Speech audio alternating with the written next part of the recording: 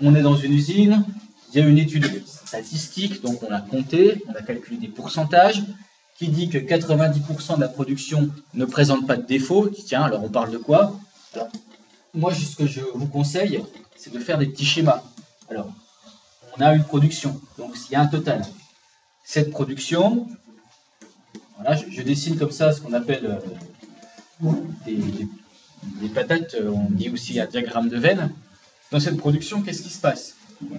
Eh bien, il y a des composants qui n'ont pas de défaut. Voilà. Donc, pas de défaut. Alors qu'il y en a qui ont des défauts. Et donc, en fait, le contraire de pas de défaut, c'est les défauts. Donc, le défaut, en fait, c'est tout ce qui est autour. Hein, c'est tout le reste. Après, il y a des défauts dans pas de défaut. Alors non, c'est pas qu'il n'y a pas de défaut dans les défauts. Voilà. Après, il y en a qu'on accepte et il y en a qu'on refuse. Donc, il y a un deuxième élément qui se greffe sur cette production. Il y a deux choses à laquelle on s'intéresse. La première chose, c'est y a-t-il un défaut ou pas? Et la deuxième chose, c'est accepte-t-on la pièce suite à un test ou pas? Donc, il y a une deuxième chose. Ces pièces-là, voilà. Alors, je vais faire un autre... pareil, hop, une autre couleur. C'est accepter. Et puis ce qui n'est pas rose, c'est refuser. Voilà. Alors, c'est très schématique, on n'est pas obligé de faire ça, mais c'est simplement pour comprendre. Et chacun, finalement, va utiliser sa propre petite technique de représentation pour essayer de comprendre ou non la situation. Sur chacun de ces événements-là, il y a des pourcentages statistiques. Donc, à partir du moment où on va créer une expérience aléatoire, et cette expérience aléatoire, je vous rappelle qu'elle est ici, on prélève au hasard un composant.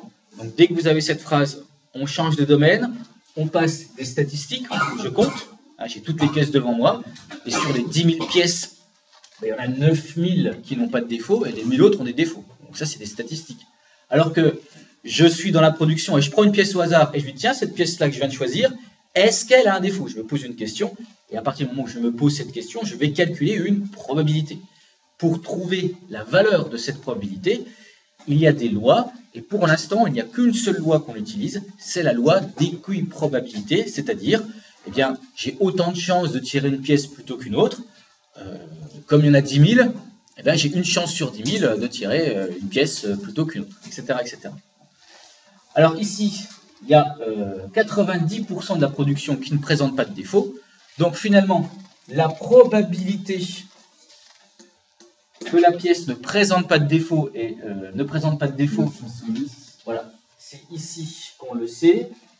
On vous dit l'événement D, c'est le composant a un défaut, donc n'a pas de défaut, ce sera D bar, hein, ce sera le contraire de D. Hein, j'ai un défaut, c'est D, j'ai pas de défaut, c'est D bar.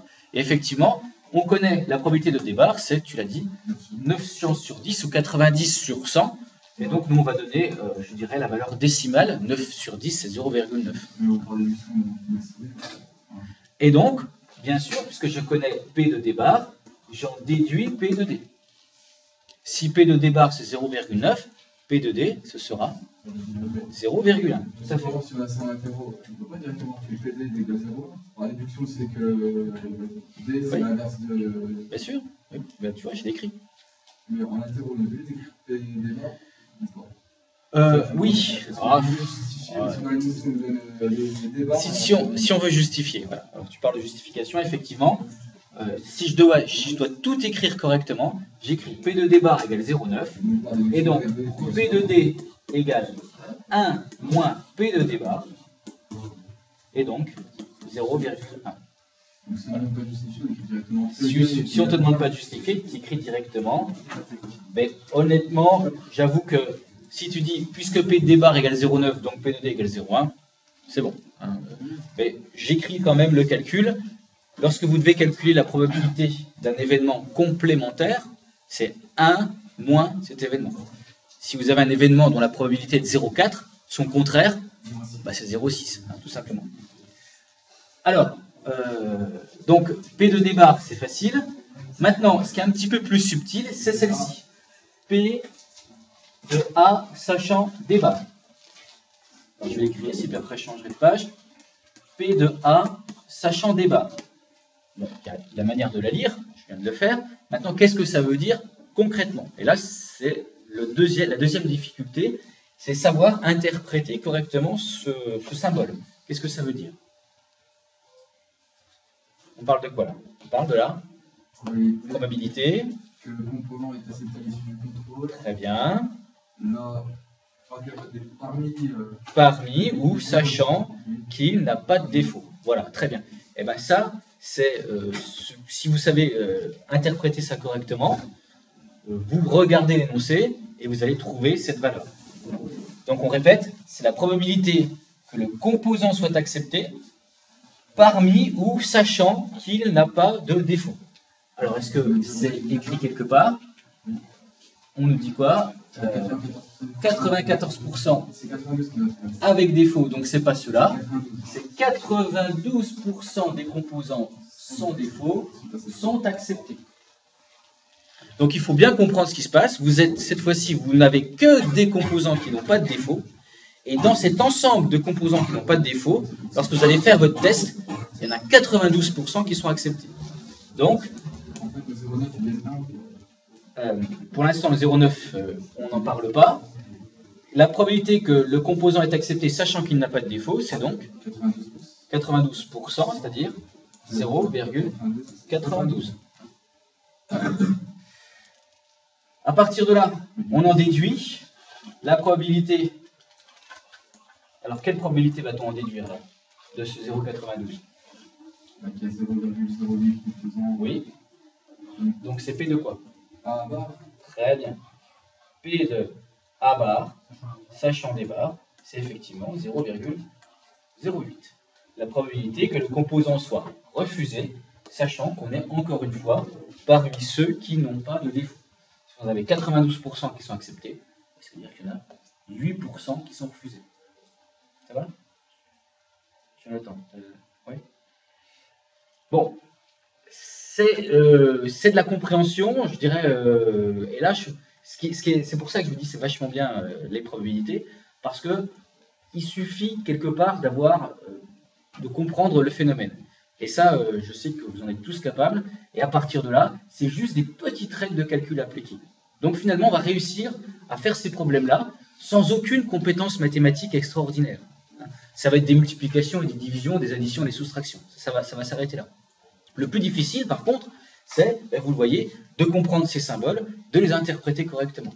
Mais ça, finalement, on est là pour apprendre, et cet apprentissage, on le fait ensemble. Alors, je pourrais comme ça continuer à décrire toutes les probabilités. Maintenant, il y a, comme je vous l'expliquais la dernière fois, une manière de représenter les choses qui est très pratique, très claire, et qui nous aidera surtout à faire les calculs. Cette représentation, c'est sous la forme d'un arbre. Donc, je vais représenter cette situation, toujours pareil. Alors, cette fois-ci, c'est différent de l'arbre où on comptait. Hein, vous savez, quand on comptait les boules vertes, les boules jaunes, etc. On se pose la question d'événements. Et on se dit, je pars de tous les composants. Et je m'intéresse à une première chose. Alors, j'ai un choix à faire. Soit je dis défaut sans défaut, soit je dis... Alors, soit je dis défaut ou pas défaut, ou je pars de tous les composants et je m'intéresse à... Très bien. Accepter ou refuser. Et là, c'est un choix qu'il va falloir faire. Ce choix, pour comment vous allez le faire? Selon ce que vous disposez, selon des informations dont vous disposez dans l'énoncé. Or, dans l'énoncé, vous disposez de quoi comme information? Est-ce que vous savez des informations sur le fait qu'un composant tiré au hasard soit accepté? Non, vous savez accepter, mais sachant qu'il a des défauts ou sachant qu'il n'a pas de défauts. Donc en fait, cet arbre-là, il n'est pas possible d'après les données de l'énoncé. Ça ne veut pas dire qu'on ne sera pas capable de le faire, mais tout de suite, on ne peut pas. Exactement. Donc, nous, on va représenter on va représenter notre arbre à partir des données de l'énoncé. Donc, je dis soit le composant a un défaut, soit il n'a pas de défaut. Pourquoi? Parce que je connais la probabilité qui est ici. La probabilité, c'est 0,1, 0,9. Ensuite, je dessine à partir du défaut, je m'intéresse au deuxième critère. Le deuxième critère, c'est est-il accepté ou est-il refusé? Et parce que je dessine sous cette forme-là, la probabilité que je vais écrire à cet endroit-là, en fait, qu'est-ce qu'elle représente? Elle représente la probabilité que le composant soit accepté, mais on est parmi les défauts. Il y a un défaut qui soit accepté. Et celle-là, pareil, dans l'énoncé, on la connaît. Dans l'énoncé, c'est 0,94. Ah, je commence pas. Hein. Il faut qu'il soit accepté, sachant qu'il a un défaut. Donc nous, ce qu'on connaît, c'est il est refusé. Donc refusé, sachant qu'il a un défaut, c'est 0,94. Et donc on en déduit 0,06. Ça va? Bon, dites-moi ce qu'on va mettre ici. Pareil, c'est-à-dire A bar. Qu'est-ce qu'on écrit là? C'est la probabilité qu'il soit accepté, sachant qu'il n'a pas de défaut, et c'est donc effectivement 0,92. Et donc là, on a déduit 0,08. Donc vous voyez, c'est assez simple à construire. Ça, c'est le premier avantage. Ça présente la situation clairement. Vous avez déjà inscrit les probabilités. Donc simplement, par exemple, le 0,08, dites-moi quelle probabilité, de quelle probabilité il s'agit. C'est la probabilité que le composant soit refusé, sachant que l'on est parmi les composants qui n'ont pas de défaut. Alors, maintenant, on va plus loin. Et on va utiliser les formules. Sauf que les formules, vous allez voir, on ne va même pas les écrire, même s'il faut quelque part les connaître. Je vous rappelle que dans le cours, on a écrit quoi? On a écrit que la probabilité qu'un événement A se réalise, sachant que B a été déjà réalisé, ou parmi les éléments de B, ça dépend, c'est P de, attention, A inter B sur P de B. Bon, ça c'est la formule, comme ça. Et je vous ai dit, on avait terminé là-dessus la dernière fois, si je fais un petit produit en croix, j'en déduis que la probabilité de A inter B, c'est égal au produit de ces deux-là, c'est-à-dire P de B fois P de A sachant B. C'est un produit en croix. À la rigueur, on dit, bon d'accord, on accepte le calcul. L'intérêt, c'est que si je prends cette formule-là, eh bien, regardez ce qui se passe ici. Là, j'ai P de D. À côté, j'ai P de A, sachant D. Eh bien, quand je suis les branches de mon arbre, et je multiplie 0,1 par 0,06, je multiplie donc P de D fois P de A sachant D, et d'après ce que je viens d'écrire ici, c'est exactement P de D inter A ou P de A inter D, c'est la même chose. Et donc finalement, on ne va pas se poser de questions.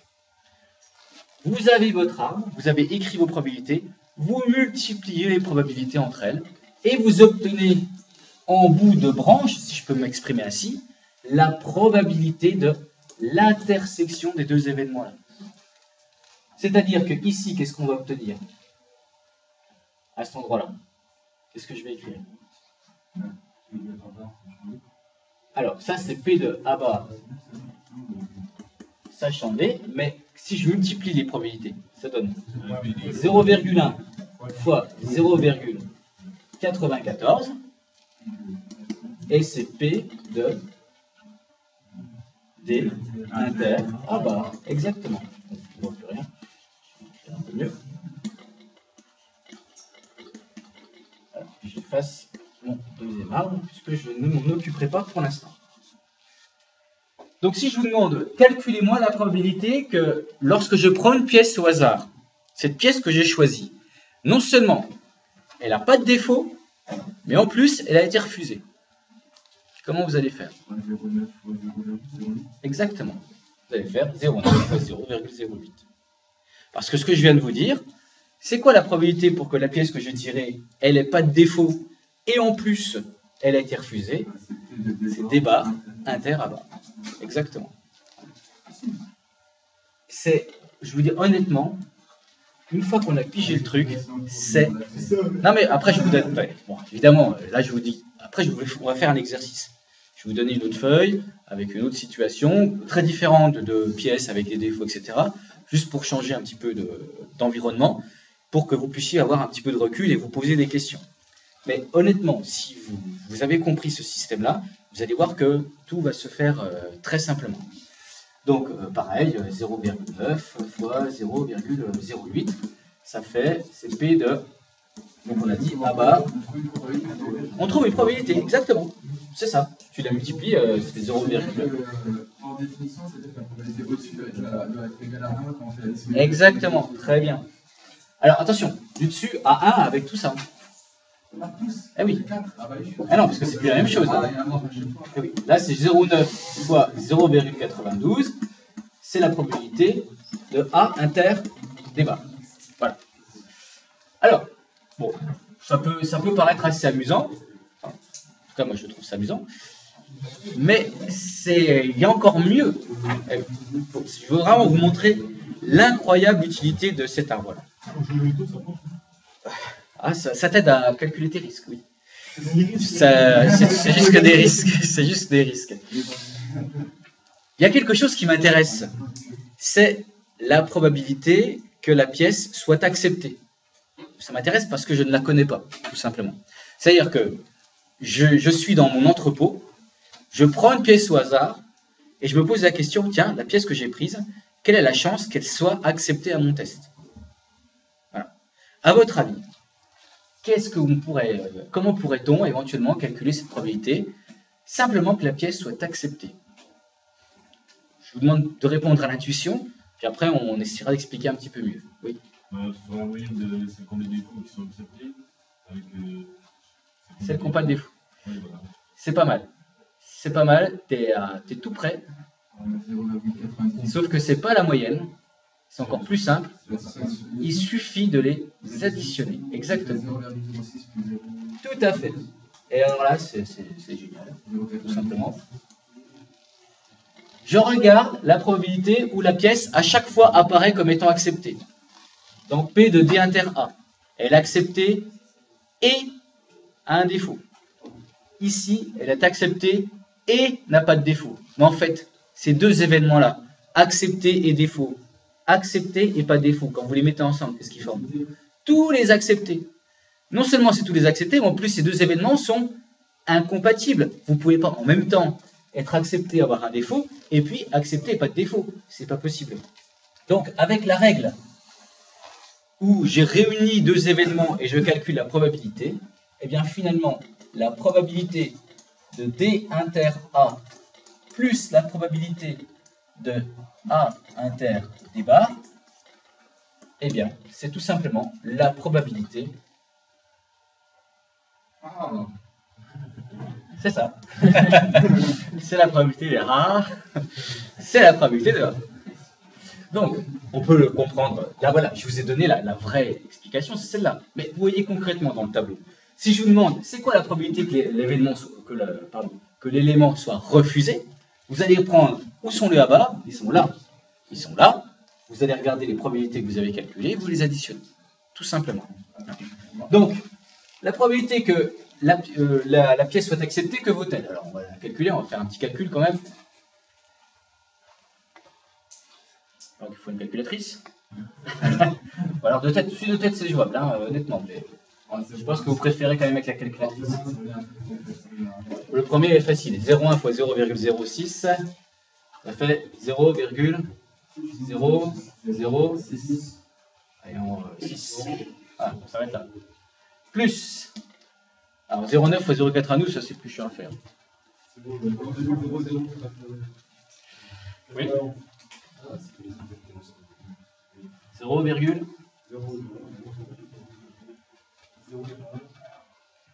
0,91, ça fait un petit peu, il n'y a pas des 3 chiffres en plus. 0,9 fois 0,92. Allez.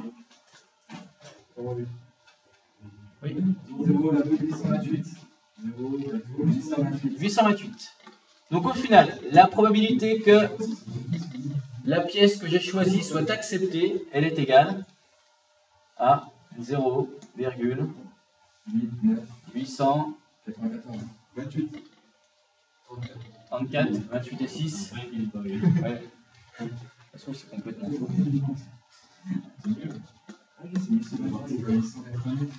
Voilà. C'est 0,834 la probabilité que la pièce soit acceptée. Donc, j'ai 83,4% de chance d'arriver dans mon entrepôt, de prendre une pièce et de dire, tiens, cette pièce a été acceptée par le test. Ça veut dire que mon test en refuse combien? 0,27.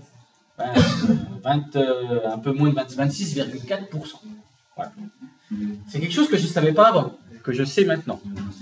Maintenant, la chose qui m'intéresse, c'est la pièce que je choisis. Elle passe par le test. Vous êtes testeur, vous êtes en entrepreneur, ça dépend quel que soit l'endroit où on se place. Vous allez vendre votre pièce. Puis vous allez dire quoi à votre client? Écoutez, je vous vends la pièce. Le client va dire, mais elle est bien, votre pièce? Bien, écoutez, la pièce, nickel. Pourquoi elle est nickel? Parce que... Non. Pour quelle raison vous allez vendre votre pièce en toute sécurité? Vous allez la vendre parce que vous l'avez testée. C'est la probabilité, mais non, je dis une bêtise. C'est la probabilité, excusez-moi, je me suis trompé, qu'elle ait un défaut, sachant, voilà, désolé, j'ai pris les choses de travers. Vous vendez votre pièce, donc vous êtes parmi les pièces qui ont été acceptées. Donc vous ne vendez que des pièces acceptées. Vous ne vendez pas des pièces qui ont été refusées, c'est normal. Hein, enfin, ou alors, vous le vendez à quelqu'un que vous n'aimez pas. Voilà. Vous ne vendez que des pièces acceptées. Par contre, il est possible que cette pièce, elle ait un défaut. Alors, comment calculer P de D sachant A? Et effectivement, dans l'arbre, cette fois-ci, on est embêté. Ben oui, mais est-ce que... Non. Non, tu n'es pas dans D, tu es dans A. Oui, mais on est d'accord qu'on parle des pièces qui ont un défaut et qui sont acceptées. Sauf que cette probabilité-là, tu ne la connais pas. Tu ne la connais pas, et dans l'arbre, la seule probabilité qu'on connaisse, c'est qu'elle soit acceptée, sachant qu'elle a un défaut. Mais si on sait qu'elle a un défaut, on ne va pas la vendre.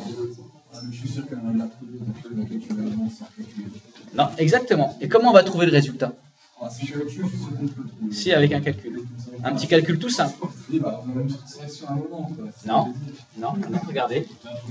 Vous avez la solution sous les yeux. Eh oui. On va prendre cette formule-là, la première qu'on a vue. Là, on va calculer une probabilité conditionnelle. Là, cette fois-ci, on est obligé de la calculer parce qu'elle n'est plus dans l'énoncé et qu'elle ne fait pas partie des calculs de mon arbre. Donc ici, je suis obligé de faire quoi? De dire que c'est P de... D union de A. Non, D inter A divisé... Alors PD. Non, DA. P de A. Vous êtes d'accord? P de A. P de A. On connaît. On vient de le calculer en l'additionnant, comme on l'a fait. 0,834. Et P de D inter A, est-ce qu'on le connaît? P de D inter A, il est ici. Regardez, P de D inter A. Lui, il était déjà dans l'arbre P de D inter A. C'est 0,006. Dites-moi ce que ça vaut. Oui, mais si tu veux calculer comme ça le produit des branches, pour moi, c'est dans l'arbre. Non, mais je cherche pas à te contredire. Mais ce que je veux dire par là, c'est des résultats qui sont automatiques, alors que celui-là, il n'y est pas automatique. Alors, dites-moi ce que ça vaut. 0,007 à peu près. Donc, qu'est-ce qu'on peut en déduire de ce résultat-là? Il est faible. Il est faible. Voilà. En pourcentage, c'est 0,7%. Alors 0,7% de quoi? Une pièce sur moitié avec un défaut. Qu'une pièce Soit vendu avec un défaut. alors oui, soit vendue, c'est vers que soit vendue, on peut dire que soit une pièce acceptée, hein, donc vendue effectivement, hein, parce que si on décide de la vendre, c'est quand on l'a testée et qu'elle est sortie acceptée. Donc 0,7% qu'une pièce acceptée est un défaut. Donc c'est faible, ça veut dire que vous pouvez vendre votre matériel en étant quand même plutôt tranquille, parce que la chance que vous ayez un défaut, elle est de 0,7%. Donc vous pouvez vendre votre pièce en disant, votre client il va vous demander, votre pièce elle est fiable, vous allez dire écoutez, franchement la pièce que je vous vends, vous avez 0,7% de chance qu'elle ait un défaut.